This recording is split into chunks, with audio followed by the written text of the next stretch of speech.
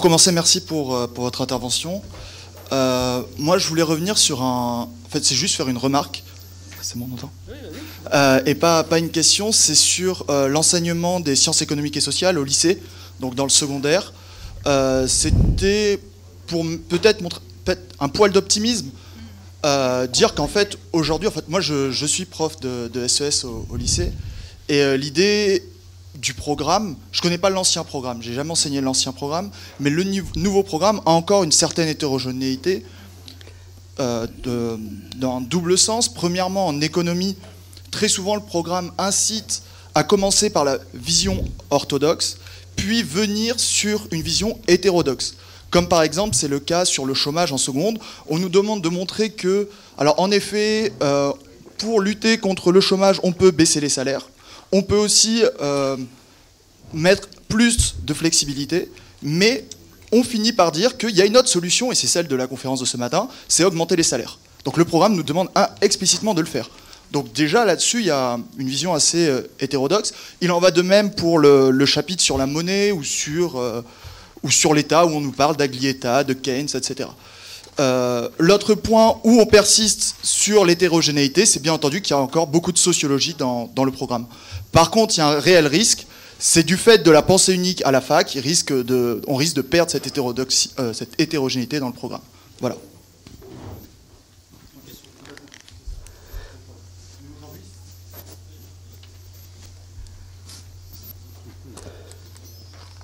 C'est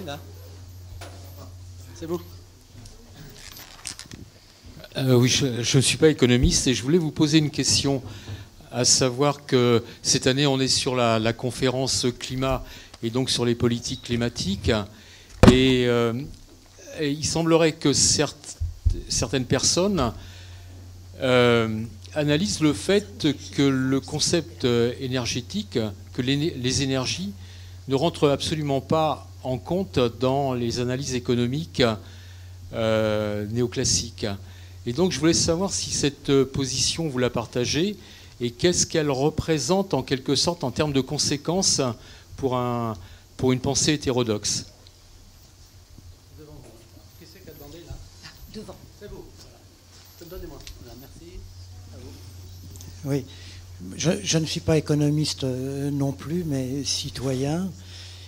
J'ai le sentiment à travers mes lectures, mes découvertes, que ces théories et l'histoire de l'économie rencontrent quelques problèmes avec le réel. Je pense qu'on est quand même pas loin de mythes fondateurs et de concepts qui sont des concepts pour le moins qui doivent être passés au crible d'une critique. Bon, moi, je souhaiterais bien savoir quels sont ces concepts, qu'on en dise un petit mot, par exemple les acteurs du marché libre et rationnel, par exemple, comme si on était tous dans une relation de liberté avec les autres et dans une optimisation de rationalité et lesquelles. Merci.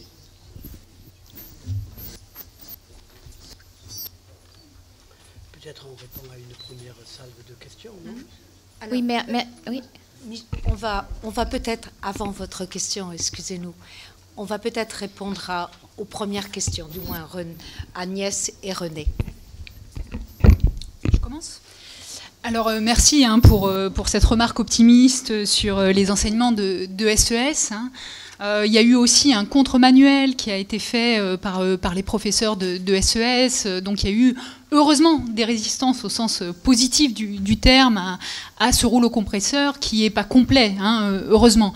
Mais ce que j'ai entendu dire, c'est que quand même les marges d'interdisciplinarité et de liberté et l'attention qui est accordée aux théories hétérodoxes s'est énormément réduite par rapport à ce qui existait, par exemple, il y a 20 ans. Moi, j'ai connu ces programmes il y a plus de 20 ans et à l'époque, il y avait... par exemple, les approches régulationnistes étaient enseignées et faisaient partie du programme de bac au SES. J'en doute un petit peu aujourd'hui. Voilà. Bon. Mais en tout cas, merci pour cette note optimiste. Alors, pour ce qui est de la question du climat, de la place de l'énergie dans les analyses néoclassiques, alors je vais répondre en n'étant pas du tout spécialiste du sujet. Alors, il y a des historiens des sciences, et notamment l'équipe de Dominique Pestre, qui ont analysé ce qui s'est passé justement dans le champ des sciences du climat depuis 20-30 ans. Et ce qu'ils ont constaté, c'est qu'il y a eu un investissement massif de ce champ, qui est a priori très éloigné de l'économie néoclassique, par les économistes néoclassiques, par les économistes mainstream, qui y ont imposé leur catégorie d'analyse, hein, et notamment avec le développement des marchés de droit pollués, etc. Avec aussi toute une série de théories, je ne vais pas insister là-dessus, mais les théories de cause, etc. Hein, et donc sur la façon à la fois de penser et de modéliser la question du climat, et de proposer des solutions institutionnelles qui vont être directement dérivées de ce modèle néoclassique. Donc là, je suis pas très optimiste. Ça va aussi dans le sens des analyses de Philippe Mirowski sur les États-Unis, hein, qui montrent qu'il y a un investissement très très fort, une montée en puissance très très forte des économistes mainstream dans ce champ-là. Je voudrais ajouter quelque chose sur ce point qui est extrêmement important. C'est qu'en vérité, ça encore, c'est une question de méthode. C'est-à-dire que le modèle walrasien, le modèle d'équilibre, justement, il utilise un temps qui est complètement réversible. Et donc, l'équilibre se défait, puis il peut se refaire. Mais, dans le modèle walrasien, il y a pire, bien sûr. Il y a une erreur de base qui est complètement effarante. C'est qu'il considère que la Terre est un capital qui ne s'use pas, qui ne produit pas d'amorti, qui n'est pas nécessaire d'amortir. Et donc, cette idée, elle a été démolie complètement par un économiste très très intéressant qui s'appelle Nicolas Georgescu-Roegen, qui a essayé d'introduire dans l'économie modélisée ce qu'on appelle la loi d'entropie, la dissipation, et donc cette idée que le temps, finalement, il est linéaire, et que ce qui a été consommé ne reviendra plus. Et donc, il a naturé un certain nombre de conclusions sur la décroissance, bien sûr, et il faut bien comprendre que Nicolas Georgescu-Roegen était un homme extrêmement érudit. D'abord, il était très bon en maths, contrairement aux pitres de la pensée néoclassique, qui en général sont assez mauvais en maths. Mais Georgescu-Roegen était très bon en maths. Il avait une bonne connaissance de la physique, évidemment, mais il avait aussi une bonne connaissance de la philosophie, c'est-à-dire Hegel, Marx, etc. Mais on parlait moi, je me souviens avoir utilisé les travaux de Georgescu-Roegen dans ma thèse, donc il y a très très longtemps. Mais dans les années 70, au milieu des années 70, on parlait de Georgescu-Roegen comme nobélisable, c'est-à-dire quelqu'un qui aurait pu avoir le prix Nobel d'économie. Et il avait ouvert des voies, mais à mon avis, ces voies, elles ont été délaissées pour deux raisons. D'abord parce qu'elles n'arrangeaient pas justement le mainstream. Les idées de Georgescu-Roegen, elles ont été complètement étouffées. Il existe encore des associations autour de Georgescu-Roegen qui essaient de faire prospérer ces travaux importants qui, à mon avis, sont extrêmement intéressants. Et le deuxième point, c'est que, contrairement à la pensée néoclassique, c'est que la pensée de Georgescu-Roegen était trop compliquée. Donc il faut étudier, il faut se casser un peu la tête pour comprendre ce qui se cache derrière les choses. Alors que la pensée néoclassique, elle se contente d'idées complètement simples. Eh bien, on veut générer de la croissance, on libère le marché. Et pour arriver à l'équilibre optimal, eh bien, on laisse les forces du marché jouer. Tout le monde comprend ça, même si c'est faux, mais tout le monde comprend ce type de raisonnement. Et Georgescu-Roegen n'a jamais pu percer. Alors, tout à l'heure, Agnès a dit, mais maintenant, les économistes classiques interviennent. Alors, ça, c'est intéressant, parce qu'ils interviennent après avoir longtemps nié cette idée que l'environnement, c'était un problème. C'est-à-dire que les ressources naturelles étaient en quantité limitée, que c'était donc très difficile de penser que l'économie pouvait croître d'une manière infinie, sans s'arrêter. Et donc, ils ont essayé de tourner ça à leur sauce, avec cette idée qu'on pouvait réguler les dégâts sur l'environnement en important les outils du marché, achat de carbone, etc., faisant jouer la privatisation de l'eau, machin, etc. Toutes des idées complètement, extrêmement compliquées, complètement farfelues, qui n'aboutissent strictement à rien, mais qui ont l'avantage de maintenir l'unité de la discipline économique, restreinte, c'est certain, aux orthodoxes, en leur laissant ce moule de la pensée oscillante autour de l'équilibre. Ça, on va de l'équilibre, puis le déséquilibre, puis on peut corriger l'équilibre. Mais ils veulent, ce qui est assez intéressant dans la façon dont les néoclassiques interviennent sur la question de l'environnement, c'est qu'ils demandent aux organisations étatiques ou para-étatiques de faire fonctionner un marché qui permettrait d'acheter du carbone, de revendre de l'eau, etc., de privatiser de l'eau, etc. Donc là, il y a un hiatus. Et il est évident que sur ce point, moi, je suis assez optimiste d'un certain point de vue, parce que c'est une défaite complète de la pensée orthodoxe. Les orthodoxes n'ont rien à dire là-dessus, et ça se voit. C'est-à-dire que leurs solutions n'en sont pas. Donc c'est une solution complètement défensive. Les réponses sont terminées. Ben, il y avait Vous avez répondu aux questions. pas la troisième question. Voilà. Encore une autre. Un instant. Un instant pour la question aussi. Oui, juste un point, ce que vient de dire René est absolument fondamental. Hein. Il y a aussi... donc la pensée hétérodoxe est en général une pensée de l'irréversibilité qui s'oppose profondément à la notion d'équilibre. Et les phénomènes environnementaux comportent énormément d'irréversibilité. Hein. Et il y a aussi, je vous renvoie à un ouvrage intéressant de Christophe Bonneuil à propos de tous les débats sur l'anthropocène. Et lui, il propose, hein, il a une lecture marxiste très largement, il propose de parler de capitalocène, hein, parce qu'il y a, selon lui, un lien dès la naissance du capitalisme avec la destruction de l'environnement. Alors sur la troisième question, hein, des théories qui rencontrent des problèmes avec le réel, qui correspondent à des mythes fondateurs. Alors là, je suis entièrement d'accord avec vous. Hein. L'Homo economicus est une créature qui n'existe pas et qui n'existera jamais, qui, on dit, qui est rationnelle, mais qui est rationnelle selon un type particulier de rationalité, hein, qui est en fait une rationalité qu'on ne peut pas réaliser. Et il y a des modèles alternatifs de rationalité, par exemple développés par Herbert Simon, la rationalité dite limitée, procédurale, située, contextualisée, etc., qui est très très différente et qui aboutit à des conclusions complètement différentes sur le comportement des agents. Et à la différence de l'Homo economicus, cette théorie est ancrée dans l'observation, hein, et a donné lieu à des travaux multiples en sciences administratives, en intelligence artificielle, etc. etc. Autre point très rapidement, hein, cet Homo economicus, c'est une sorte de Robinson Crusoe qui ne vit pas dans la société, qui n'est pas soumis à des comportements mimétiques, qui n'est pas influencé par le social. Donc, il n'existe pas, hein. Il s'inscrit uniquement dans des règles de comportement qui sont prédéfinies par le modèle du marché. Donc l'Homo economicus n'existe pas, et deuxième scoop, les lois du marché, il en a été question à un moment donné, n'existent pas non plus et n'ont jamais existé. C'est nous qui imaginons qu'il s'agit là d'une nécessité et de quelque chose d'objectif. Il n'y a que des régularités sociales qui sont socialement constituées. Merci.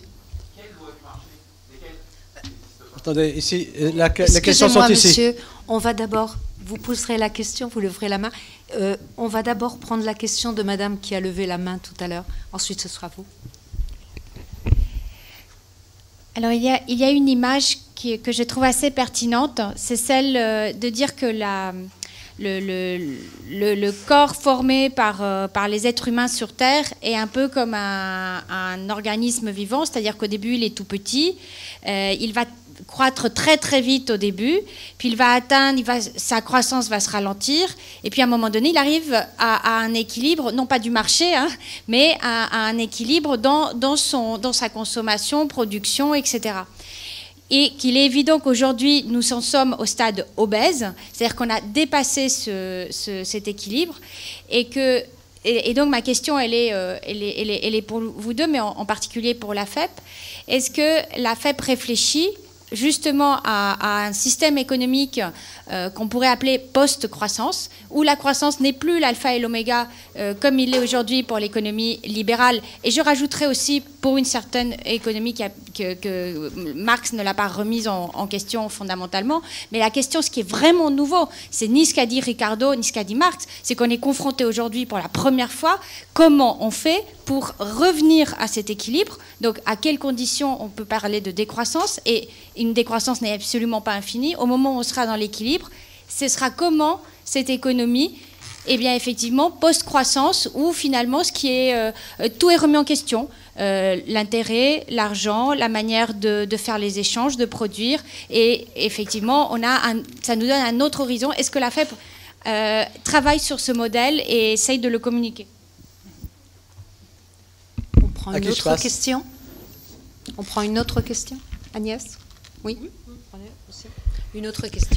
Oui, bonjour. Je ne suis pas économiste, je suis à l'INSERM expert dans les maladies psychiatriques et neurologiques. Et je trouve un parallélisme impressionnant entre ce que vous racontez et tout ce qu'on appelle les sciences dures. Aujourd'hui, pour être recruté à l'INSERM au CNRS, il faut être hyper spécialisé, n'avoir aucune culture, avoir publié dans Nature et Science, dans lequel au moins 20% des articles sont rétractés parce que faux. Et en fait, ce qui est intéressant, moi je me pose deux questions. Un, j'ai l'impression que ça fait une trentaine d'années que ça dure. Avant, il n'y avait pas ça. Et la deuxième chose, il y a peut-être une exception que je vois, c'est la physique pure et dure, l'astrophysique. Eux, ils ont une façon de publier qui est très spéciale. Quand quelqu'un a une idée, il soumet son article à tous ses collègues qui le critiquent. Et une fois que les critiques sont incorporées, c'est publié. Et la question que je me pose, c'est pourquoi ça a tellement dévié en 30 ans? Et alors évidemment, on pourrait penser financiarisation, ce que vous voulez. Et pourquoi est-ce qu'il y a des modes alternatifs dans certains domaines qui s'en sortent un petit peu mieux? Il est vrai que les physiciens, quand ils publient, c'est souvent des groupes énormes. Le CERN, ils sont 300. Et donc, pas chacun peut faire la même manip. Peut-être qu'ils ont ce privilège que l'on voit. Peut-être aussi que sur le plan économique, entre guillemets, ils ont moins d'impact direct sur l'économie, même si c'est indirect. Donc, ce sont des questions, à mon avis. Bref, ce que vous dites là est vraiment commun à d'autres sciences.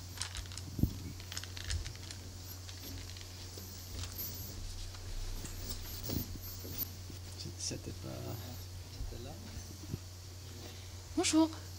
Bon. Moi, la question, c'était... alors d'abord, je voulais remarquer, vous dites que les économistes orthodoxes sont censés être partisans ils ont l'impression de faire une science dure, et que vous êtes plutôt à dire non, c'est une science qui est... on doit débattre, etc. C'est pas du tout figé dans le marbre, etc. Et ce que vous dites, en fait, c'est que ce sont des brocs en mathématiques, etc., qu'en fait, ils ne respectent absolument pas la méthode scientifique que normalement on doit faire dans n'importe quel... Et vous, au contraire, vous apportez des graphiques, vous appliquez des mathématiques, vous faites des statistiques, et vous montrez que ce qu'ils disent, c'est faux, et que ça ne répond pas à l'empirisme. Et la science est censée être empirique, on doit prouver que c'est vrai, c'est pas des on doit faire des hypothèses et le prouver dans un concept. Il faut le prouver empiriquement, montrer que ça marche vraiment. Alors je me demandais si c'est pas plutôt eux dans les sciences qui sont dans la science molle et vous dans la science dure, en fait. Vous prenez une dernière question ou vous répondez maintenant? Encore une, hein? Oui. D'abord les réponses. Non, dernière. Ah bon, une dernière, on a le temps. Moi qui décide. Plus une réflexion qu'une question. Moi, j'ai fait des études d'économie puisque j'ai un master 2 d'économie. Et j'avais été très marqué lorsque j'étais étudiant par un livre que peu de gens connaissent, qui était The End of Laissez-faire de Keynes, qui a été écrit bien avant la théorie générale, où il y allait à coup de Kalachnikov sur la théorie classique. Et c'est assez brillant, et je pense qu'il pensait qu'il avait mis un terme définitif à cette pensée, enfin entre guillemets. Après, moi, pour avoir fréquenté d'autres scientifiques, d'autres matières, et je travaille actuellement dans la finance, donc je connais bien tous les gens qui veulent qu'il y ait une pensée unique, et dans mon métier, que je fais depuis de nombreuses années, il m'est absolument impossible de contredire la pensée unique, alors qu'elle a souvent tort. Pour avoir une petite culture financière, j'ai fait beaucoup d'arbitrage avant les crises. Tout le monde pensait que j'étais cinglé. Quand les crises sont arrivées, bizarrement, ma direction ne me tapait plus dessus. Donc ça m'a servi un petit peu, la théorie économique, mais je pense que la vérité vient de ce que vous avez dit tout à l'heure. On a un problème de complexité. La grande force de la théorie classique, c'est que Madame Tout-le-Monde devant sa télé peut comprendre que tout est magique. Je vais vous expliquer pourquoi, madame. S'il vous plaît. Je vais vous expliquer pourquoi, madame. Non, je vais vous expliquer pourquoi, madame.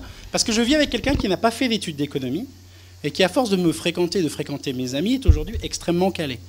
Et elle aussi, au tout début, trouvait que c'était quand même extrêmement magique, la théorie classique. Tout s'auto-équilibre, tout est merveilleux et tout va aller bien avec des réformes extrêmement simples. Or, je pense que même chez les hétérodoxes, on n'est pas allé assez loin. Bentham, Ricardo n'ont pas fini le boulot. Jérémy Bentham, il s'arrête quand il n'y a plus d'utilité. Pour faire simple, quand vous buvez un verre d'eau, ça vous donne du plaisir. Quand vous buvez un deuxième verre d'eau, ça vous en donne un peu moins, etc. Mais il ne s'est pas demandé si on n'allait pas créer de la désutilité. Alors qu'est-ce qu'ont fait les classiques? C'est des malins, ils ont inventé l'externalité négative. Quand je produis, je pollue un peu. C'est pas bien, mais c'est pas bien grave. Après, on a le problème du commerce avec Ricardo, on a le problème de Schumpeter avec la croissance qui se fait en la destruction créatrice. Sauf que tout ça, c'est un raisonnement équivalent à la physique newtonienne. Et ça fait 40 ans qu'on a trouvé le relativisme, personne n'y a jamais pensé. Personne n'a jamais pensé à diviser l'utilité en plusieurs champs. Pourquoi n'y aurait-il pas des champs temporels dans l'utilité? Pourquoi est-ce qu'on ne pourrait pas faire des choses plus complexes, plus mélangées, plus avancées? Parce que une seule raison pour laquelle aucun chercheur ne le fait, c'est que même si vous avez raison, personne ne comprendra rien. On va répondre pour l'instant. Alors je vais prendre les questions par ordre inverse, donc en commençant par la dernière. Sur Bentham, je ne le qualifierais pas d'hétérodoxe, même s'il y a des choses souvent beaucoup plus intéressantes chez Bentham et dans son utilitarisme que dans les versions contemporaines de l'utilitarisme. Adam Smith était beaucoup plus hétérodoxe, même s'il était relativement peu, à mon avis, que Jeremy Bentham. Et d'ailleurs, Smith s'opposait à son utilitarisme. Alors, sur la physique newtonienne, vous avez entièrement raison. Toute l'économie néoclassique a été calquée sur la mécanique du début du 19e siècle, d'avant la seconde loi de la thermodynamique. C'est ce que montre très très bien Philippe Mirowski dans un ouvrage assez fondamental qui s'appelle « Plus de chaleur que de lumière », dont le titre est très parlant, la science économique, en calquant les catégories de cette mécanique du début du 19e siècle, produit beaucoup plus de chaleur que de lumière. Alors il y a des alternatives, y compris en finance. Alors j'en suis pas du tout spécialiste, mais par exemple vous avez les travaux de Mandelbrot et ses disciples, comme aujourd'hui Christian Walter, qui proposent d'autres mathématiques de la finance et une autre conception qui n'est pas du tout basée, par exemple, sur des courbes normales, etc. C'est tous les débats aussi sur les courbes dites leptocurtiques, etc., etc. J'entre pas dans les détails. Vous avez entièrement raison sur le pouvoir des idées simples. En tout cas, c'est comme ça que Lordon qualifie le pouvoir de la pensée mainstream, et comme ça a été bien rappelé. Et ça, c'est un facteur fondamental. Alors, chez Keynes, effectivement, il y a ces nombreux ouvrages. Il y a aussi cette fameuse métaphore du concours de beauté qui met en avant des comportements mimétiques sur les marchés financiers, où il va être très très compliqué, même si on a raison sur le fond et si les marchés pensent différemment, de pas les suivre. Donc, il peut être rationnel de suivre des comportements mimétiques parfaitement aberrants. Donc ça, c'est c'est un apport parmi d'autres, fondamental de Keynes. Alors, troisième question sur les économistes hétérodoxes, partisans d'une science dure. Est-ce que nous, on ne serait pas dans une science plus dure? Alors là aussi, c'est une science dure, c'est une conception totalement fantasmée des sciences dures que développent les économistes hétérodoxes. Parce que quand on lit un petit peu ce qui m'arrive des travaux d'histoire ou de sociologie des sciences, on s'aperçoit que les sciences dites dures connaissent des controverses très importantes, qu'il y a un pluralisme constitutif de ces sciences dures et des débats complexes.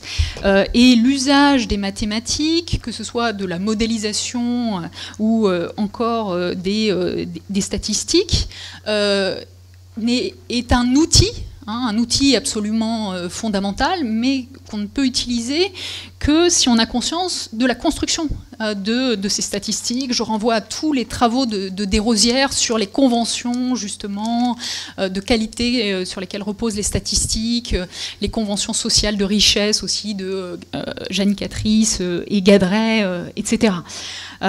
Donc ce qui caractérise l'économie mainstream, c'est qu'elle a développé des stratégies d'immunisation contre la critique extrêmement efficaces.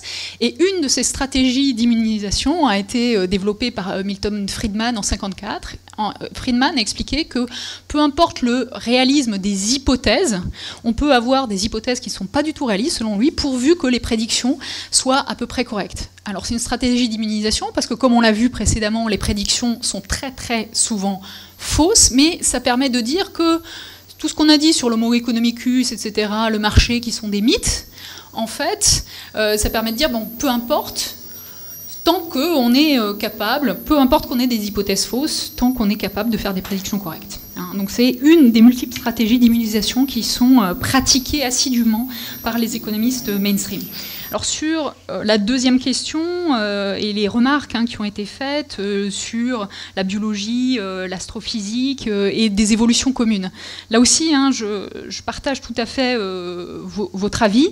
Je pense qu'il y a une multitude de facteurs explicatifs. Parmi ces facteurs, il y a le New Public Management et son introduction dans la recherche, c'est-à-dire qu'il faut évaluer en permanence. Et en fait, ça conduit au développement de l'évaluation presse-bouton. Par exemple, il est très facile de dire que tel maître de conférence vaut 35,75 points parce qu'il a tant de points par rapport à l'American Economic Review, etc. Donc on développe un petit logiciel, ça a été fait, c'est pas une blague, et que tel autre, il a 38,15 points, et donc il faut recruter ou il faut donner un financement au second. Donc il y a en fait une force aussi de ces instruments et un effet très important de ces instruments. Et puis il y a toute une série de le développement donc de l'Agence nationale pour la recherche, l'incitation à déposer des brevets, à essaimer, etc. Donc il y a aussi toute une série de bouleversements législatifs, mais qui vont dans le sens de ce New Public Management, d'une certaine marchandisation de la connaissance aussi, même si c'est pas uniforme. Alors sur l'astrophysique et la critique par les pairs, la World Economic Association, qui est en fait une association hétérodoxe d'économistes du monde entier, a introduit, a créé 2 revues qui fonctionnent sur le modèle dont vous avez parlé pour l'astrophysique, ce qui montre bien qu'il y a des points communs. Et effectivement, comme vous, je déplore profondément qu'aujourd'hui, le scientifique, ce soit un producteur à la chaîne d'articles, avec souvent une faible valeur ajoutée, et qu'on devienne ce que les Allemands appellent des Fachidioten, c'est-à-dire des idiots spécialisés. Et ça, c'est de plus en plus le cas. J'en arrive enfin à la première question. Premier point sur cette question, c'est penser le corps humain, son développement, sa genèse, etc. Et puis atteindre un équilibre qui ne serait pas l'équilibre néoclassique. Moi, j'aurais tendance à penser, comme le biologiste Henri Atlan, que le seul équilibre qui existe pour les êtres vivants, c'est la mort, et qu'il vaut mieux penser uniquement en dynamique et laisser de côté la notion d'équilibre, mais ça, c'est personnel. Alors, plus fondamentalement, sur ce que vous dites, sur changer de modèle, on est dans un modèle d'obésité, etc., et qu'est-ce que la FEP peut apporter? Alors, là-dessus, il y a comme beaucoup d'économistes, on a tous du mal à se déprendre du modèle productiviste, de ce modèle obèse, mais il y a quand même des choses qui sont faites. Alors décidément, je cite beaucoup ma collègue de Lille, Florence Janicatrice, mais ses travaux sur les nouveaux indicateurs de richesse, les indicateurs de richesse participative sont fondamentaux. Il en existe beaucoup d'autres, et là aussi, comme l'avait dit René précédemment, l'histoire de la pensée est assez intéressante, parce qu'en fait, ces questions ne datent pas d'hier. Elles ont été présentes dès les débuts de l'économie politique. Alors, je ne suis pas une fan absolue de John Stuart Mill, qui est un économiste classique tardif, mais chez Mill, il y a l'idée que les économies vont être conduites à un état stationnaire, mais que une sorte de croissance zéro avant l'heure, pour simplifier les choses. Mais Mill expliquait que ce ne serait pas si mal, parce que ça permettrait le développement des progrès intellectuels, des progrès humains, et aussi une plus grande redistribution, plus de loisirs, etc. Et donc il y a des éléments tout à fait hétérodoxes et tout à fait intéressants chez un économiste classique. Il y a une version qui est une version plus sceptique de Keynes sur le bonheur confiturier et l'état de dépression collective quand on va sortir du modèle de consommation qui permet de faire face à nos angoisses existentielles. Voilà. Il y a de multiples versions, et là aussi, encore une fois, c'est toujours intéressant de regarder à la fois l'histoire des faits et l'histoire de la pensée. Je peux ajouter juste un petit mot qui va tout à fait dans ce sens. C'est que même Smith se rendait compte que l'indicateur du bonheur fondé sur la consommation, c'était plutôt une forme de police de la société. C'est-à-dire, au fond, pour Smith, dans la théorie des sentiments moraux, plus on court après la consommation, donc à la recherche de l'argent pour pouvoir consommer, à condition que la police nous empêche de voler, bien entendu, eh bien, ça nous fait tenir tranquille. Et tant que nous restons ancrés sur cette consommation, eh bien, l'ordre social, finalement, ne bouge pas. Et il y a également, dans ce sens, c'est pour ça que c'est toujours intéressant de lire Marx et de croire que Marx est, certainement Marx sur beaucoup de points, il est passé, mais Marx, justement, dans les manuscrits de 1944, avance quelque chose d'extraordinaire. Il dit, mais pour qu'il y ait des riches, il faut qu'il y ait des pauvres. Et donc il faut produire la pauvreté. C'est-à-dire que, comme on sait, cette pauvreté étant relative, eh bien, il faut organiser la société de façon à ce que des gens se sentent complètement pauvres. C'est ce qui se passe tout à fait aujourd'hui, puisque on semble avoir atteint un niveau de richesse extrêmement élevé, et puis pourtant on n'arrive pas à partager, et on a des zones de pauvreté importantes, parce que le système des besoins est conditionné de cette façon. Alors ça, c'est un point intéressant, parce que ça bloque la question de l'évolution du modèle. Les modèles de Georges Escureguen débouchent sur l'idée d'une décroissance nécessaire. Par parenthèse, les économistes qui s'occupent de décroissance sont montrés du doigt et sont considérés comme des fous furieux. Latouche, par exemple.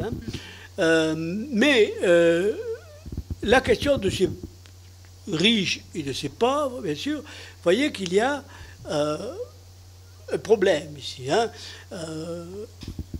Le jeune ministre de l'économie, qui n'a pas beaucoup étudié sa discipline, lui, il pense que plus il y a de riches, mieux c'est. C'est le discours, le vieux discours de la droite d'avant la Révolution française, selon laquelle, eh bien, vraiment, quand il y a des riches, eh bien, ils finissent par donner une aumône aux pauvres, et c'est une bonne chose. Ce qu'on appelle, d'une manière savante, la théorie du ruissellement. C'est une théorie qui est complètement farfelue. Une parenthèse là-dessus, pour vous montrer à quel point on est dans un monde décomposé au niveau de la discipline de la science économique, c'est que le FMI, l'OCDE, qui ne sont pas des boutiques gauchistes pourtant, nous expliquent que la croissance, ça marcherait mieux si on allait vers plus d'égalité. Et bien sûr, combattre les inégalités, ça veut dire augmenter la progressivité de l'impôt sur le revenu, augmenter les bas salaires, etc. Mais de l'autre côté, l'OCDE comme le FMI nous dit qu'il faut flexibiliser le marché du travail, enlever les rigidités à l'embauche, éradiquer le SMIC, etc. Donc on est dans une situation qui est très compliquée, parce que même ces pseudo-apprentis sorciers sont sur une position qui est assez défensive, parce que personne ne croit à l'heure actuelle que la solution va venir de l'accroissement des inégalités, de l'accroissement de la flexibilité, et que, paf, la croissance repartira complètement comme en 40. Mais, juste un mot pour finir sur cette question qui est extrêmement importante. Le fait que vous ayez un gros taux de chômage, beaucoup de pauvreté, ça empêche les modèles d'évoluer. Et c'est à ça que servent les traités, TAFTA, l'Union européenne, etc. C'est empêcher que politiquement, on se pose la question de comment transformer ce modèle qui finalement ne nous satisfait pas. Car quoi que nous disent Jean Tirole ou Macron, on est dans une crise économique forte. Ça, tout le monde le sait. Nier que nous sommes dans une crise économique forte, ça frise l'imbécilité intégrale. Donc nous sommes dans une crise, tout le monde le sait. Mais, bien entendu, du point de vue de la méthode, c'est comment nous abordons cette crise. Donc, les libéraux qui se cassent pas la tête disent, en fait, si le marché a produit autant de dégâts en 2008 que cela, parce que le marché n'était pas assez développé. Donc, développons l'outil qui a amené la crise. Plus nous allons développer l'outil qui a amené la crise, plus nous soignerons cette crise. Donc, mais ce n'est pas de l'homéopathie, là, hein. C'est le remède de cheval, c'est-à-dire on va complètement mettre tout le monde à la ruine, et puis après vous allez voir comment ça va repartir. Donc les imbéciles qui sont au gouvernement à l'heure actuelle vont vous dire, pour pouvoir embaucher, il faut beaucoup licencier. Donc donnant les autorisations de licencier, vous allez voir que les embauches vont complètement repartir. Les économistes classiques sont les champions des oxymores. Donc, par exemple, c'est eux qui ont inventé cette locution que j'adore. Par exemple, nous sommes dans une phase de croissance négative. C'est génial, quoi. Ça, faut être con comme un économiste pour sortir un truc pareil, quoi, hein, je veux dire. Mais ça fait rien. On reprend ça en boucle. Donc on dit pas on est dans la dépression, parce que dépression, ça nous rendrait dépressifs et un peu neurasthéniques. Donc on va dire, mais oui, mais c'est une croissance négative. Voilà.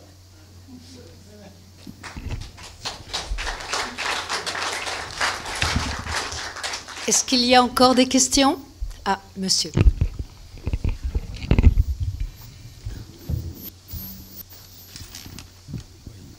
Bonjour, je ne suis pas économiste, hein, mais j'ai... voilà. Tout ça me fait penser à la façon dont certains médecins qui sont du côté allopathique pur et dur, que pour soigner certaines maladies, il faut supprimer le symptôme. Donc ils font tout pour supprimer le symptôme, mais ils ne s'occupent pas vraiment du malade. Ils s'occupent de la maladie, mais le malade, ils s'en foutent. Pareil pour les gens atteints de cancer. Pour les soigner, on ne trouve rien de mieux que leur filer du poison dans les veines. Hein, la chimiothérapie, etc. Bon, il y en a qui s'en sortent parce qu'ils ont une énergie interne qui est assez puissante et ils arrivent à trouver le biais pour passer au-delà de ces poisons que distillent les médecins allopathiques, mais il y en a d'autres qui abandonnent carrément cette thérapie pour privilégier les thérapies dites alternatives. Et c'est ce que la FEP propose, les thérapies alternatives, et qui, quand on les applique vraiment à fond, quand on s'occupe de soi finalement, au lieu d'attendre des autres qui s'occupent de vous, eh bien, on trouve la solution élégante pour se sortir du problème. C'était pas une question. Juste un point là-dessus, en fait, ils ne cherchent pas à supprimer le symptôme, ils cherchent à ne pas le voir et à nous rendre aveugles aux symptômes. Donc ça va même beaucoup plus loin. Voilà. Oui, moi je ne suis pas non plus économiste. Et si je le tais, je ne sais pas si je l'avouerai. Après tout ce que je viens d'entendre. Non, simplement, je voudrais vous poser une question. je ne suis pas économiste, mais je suis curieux. Et donc, j'ai lu Joseph Stiglitz dans ses 3 derniers ouvrages, et je n'ai pas compris ce que vous en pensiez, et dans quelle catégorie vous le classiez aujourd'hui, après son « Quand le capitalisme perd la tête » et que je le vois rallier Sarkozy, ça m'interpelle quand même. Voilà. Oui, bonjour. Vous avez dit qu'avec l'économie ouverte, les taux de croissance étaient bas. Mais ça dépend de quel côté on se place, parce que sur fond de dumping, il y a d'autres pays où, avec l'économie ouverte, les taux de croissance sont élevés. C'est ça que est-ce que j'ai bien compris la chose? Oui, c'est assez simple. Quand on fait... là, j'ai présenté le cas pour la France, mais si j'avais pris... j'avais fait des tests comme ça, avec des régressions simples, en mettant d'un côté les pays développés et les pays en voie de développement. Et on se rend compte qu'en fait, la relation est toujours négative entre les deux. Donc, l'argument que vous venez d'avancer, c'est l'argument des libéraux. Hein? Non.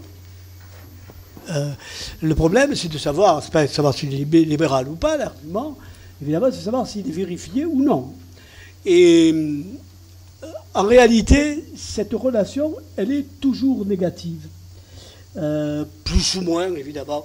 Et elle est plus violemment négative encore avec les pays en voie de développement. Alors, il y a quelques exceptions, évidemment. Il y a quelques exceptions. Par exemple, la Chine. Évidemment, on veut sortir de la Chine, vous voyez bien, ce pays, donc l'ouverture a amené la croissance, patati patata. Mais dans l'ensemble du monde, quelle que soit la façon dont on se passe, c'est pas vérifié. Et je dirais même plus, c'est que nous, on nous raconte depuis 30 ans quand même que pour nous, c'est très bon l'ouverture. Pour nous. On ne dit pas, mais oui, vous allez, grâce à vos sacrifices sur vos salaires, sur vos cotisations sociales, vous allez enfin permettre le développement des petits Biafrais ou des petits Chinois ou de ce que vous voulez. On ne nous dit pas ça. On nous dit, grâce à cela, vous aurez la croissance chez vous et vous aurez le plein emploi. C'est ça qu'on nous raconte. Donc, les deux sont faux. C'est-à-dire que les inégalités se creusent non seulement à l'intérieur des pays, la croissance est molle un peu de partout, mais les inégalités se creusent aussi entre les pays. À quelques exceptions près, essentiellement parce que la crise de 2008 a fait des ravages dans les pays développés, qui étaient le plus financiarisés. Alors, je voudrais rajouter une chose importante quand même. Ce que je raconte sur cette relation négative, il n'y a pas que moi qui la mets en avant. Hein. On trouve cette discussion dans le rapport de la Banque mondiale de 2000. À l'époque, il est vrai que c'était Stiglitz qui était en poste de la direction des recherches. Mais peu importe. Ils avaient compris à cette époque-là, dans le rapport de 2000, que l'ouverture, c'était pas forcément positif. Surtout pour les pays où l'État était le plus faible. Non, il y a cette ambiguïté qui était déjà vue il y a une quinzaine d'années. Alors les choses ont empiré, puisque les économies se sont de plus en plus intégrées après la crise. Et on pourrait dire que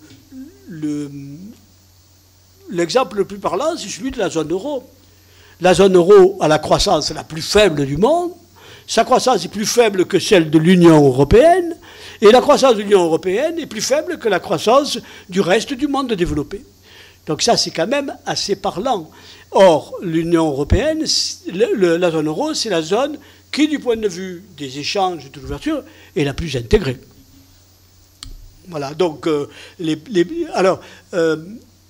juste une petite parenthèse. Quand on a commencé à dire que, oui, l'ouverture, quand même, ça ne créait pas forcément de la croissance, les européistes, comme d'habitude, ont sorti, mais oui, mais c'est parce que vous n'avez pas encore la monnaie unique. Mais vous allez voir, avec la monnaie unique, vous allez avoir quelque chose, franchement, de génial. Et quand on leur disait que quand même les résultats des attentes n'étaient pas à la hauteur, ils disaient, oui, vous attendez, vous allez voir, la monnaie unique. Alors, donc, ça s'est fait en 2 temps. En 1988, l'Union européenne, la Commission européenne, avait payé à peu près 300 économistes, quand même, pour faire un rapport, 12 volumes. 12 volumes, avec plein de modèles, machin. Il y avait tous les Anglais de la London School, de machin, tout ça. Et le résultat des courses, c'était que grâce à l'Union européenne, plus la monnaie unique, bien entendu, on allait avoir un taux de croissance 4,5% par an, régulier, soutenable. Donc, c'est génial, 4,5% par an. L'excédent budgétaire, on allait avoir fini, la dette publique, c'était terminé. Le plein emploi, la hausse des salaires, et il y aurait tellement d'emplois qu'il allait falloir faire venir des immigrés par cargo entier. Tellement il y aurait d'emplois en Europe. Bon, évidemment, c'était 1988. Ces prédictions se sont révélées erronées. La croissance dans la zone euro, elle est proche de zéro. Encore, il faut voir avec de pied à coulisses pour voir qu'il y a une croissance quelque part. Le chômage, je ne vous en dis rien. La question budgétaire aussi. C'est une faillite générale. Mais il n'y a personne qui veut remettre en question l'ensemble de ces dogmes. Moi, si j'avais été économiste, participé à un tel travail, je me serais suicidé ou j'aurais été vendre des pastèques sur le marché. Quoi, je veux dire, parce que là, plus faux que ça, tu peux mourir. Alors, au départ, ils ont dit, oui, vous n'avez pas des bons résultats parce que vous n'avez pas la monnaie unique. Mais maintenant qu'on a la monnaie unique, ça devient encore pire. Et qu'on ne sait même plus qu'est-ce qu'on va faire les Grecs, si on va les noyer, les fusiller sur place ou quelque chose comme ça. Il nous reste 10 minutes pour répondre aux questions qui ont été posées. Donc, si Agnès veut répondre, vous avez répondu aux questions là, les dernières. Ou peut-être très rapidement un petit complément. Voilà. Pour nuancer ce qui vient d'être dit, pour prendre le taux de croissance comme indicateur, il faut en user avec une grande précaution. Donc là, c'était très utile pour déconstruire le discours libéral. Mais il faut vraiment en faire un usage avec des pincettes, et encore plus quand on traite de pays en voie de développement. Notamment les pays d'Afrique. Donc aujourd'hui, mon grand ami François Langlais chante la croissance des pays d'Afrique, leur dynamisme économique. Or, il y a de nombreux travaux qui ont été faits sur les statistiques africaines qui montrent qu'en gros, la moitié des statistiques de croissance africaine reposent sur des estimations d'experts au doigt mouillé, reposent en fait sur les chiffres du pays voisin qui n'a aucun rapport, reposent aussi sur pour le PIB par habitant, des chiffres de la population avec des recensements qui ne sont pas du tout fiables. Pourquoi ? Tout simplement parce que les appareils statistiques africains sont en déshérence, parce qu'ils ont aussi subi le consensus de Washington, et les politiques d'ajustement structurel ont frappé de plein fouet des appareils statistiques qui déjà avaient relativement peu de moyens, mais ce n'est pas simplement qu'une question de moyens statistiques, c'est aussi qu'il faut différencier croissance et développement, qu'il s'agit de deux choses profondément différentes. Donc ça, c'était simplement un petit complément, une petite nuance sur ces sujets. Juste, on n'a pas répondu sur la question de dans quel tiroir classer Joe Stiglitz. Alors ça dépend, parce qu'il y a plusieurs Joe Stiglitz. Il y a le Joe Stiglitz, économiste universitaire, qui publie dans des nobilisables et nobilisé, qui publie dans des revues académiques, et celui-là, il est néo-keynésien, c'est-à-dire très proche des néoclassiques, avec quelques petites nuances, et on introduit des asymétries d'information, etc.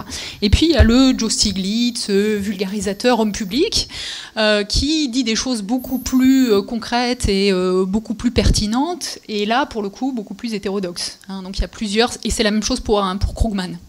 Voilà. Il reste 5 minutes pour 2 questions. Enfin, 5 minutes, 7 minutes, il ne faut pas exagérer. Mais non, il y avait ce monsieur et cette jeune fille qui voulait. On va déjà répondre aux 2 questions et suivant le temps.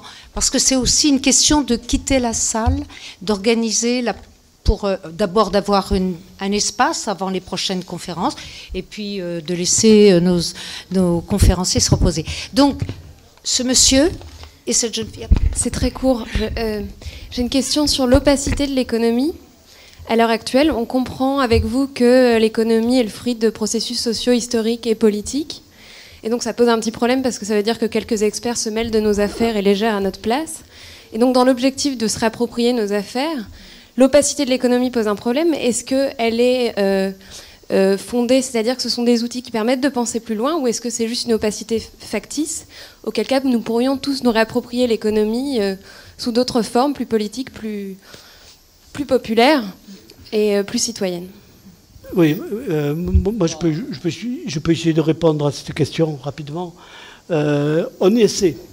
Bon, c'est vrai que les hétérodoxes ont toujours essayé d'être plus citoyens, je dirais. En quelque sorte, essayer de montrer que l'économie, au fond, elle est peut-être compréhensible pour peu qu'on s'en donne la peine, par n'importe qui, par n'importe quel citoyen. Puisqu'après tout, on parle de croissance, on parle de chômage, on parle d'environnement, ça concerne les citoyens. Or, évidemment, l'économie mathématisée, assez vulgairement par les néoclassiques, elle enferme l'économie dans une barrière.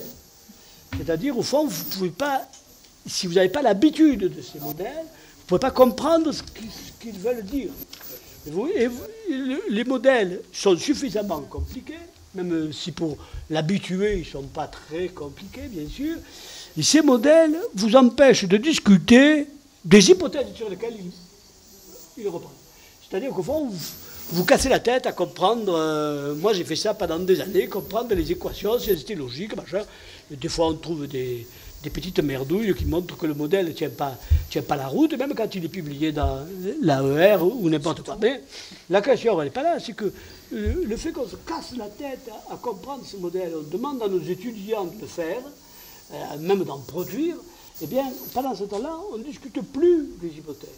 Or, c'est très important, l'hypothèse. Quand je vous ai cité tout à l'heure la question du chômage. Oui, mais la hausse des salaires entraîne une hausse du chômage. C'est-à-dire qu'on établit une causalité linéaire. Une causalité linéaire univoque. Bon. Mais cette hypothèse, elle n'est pas innocente. Après tout, on pourrait faire l'inverse. On pourrait se dire, mais le chômage entraîne la baisse des salaires. On pourrait faire... Et poser la question dans un sens ou dans l'autre, elle présente une fermeture. Vous voyez? Et c'est ça qui est très, très important. Quand on discute de la dette publique, alors on dit, mais la dette publique des Grecs, c'est 320 milliards d'euros, tatati, tatata. Mais enfin, il faut bien qu'ils remboursent l'argent qu'ils ont emprunté.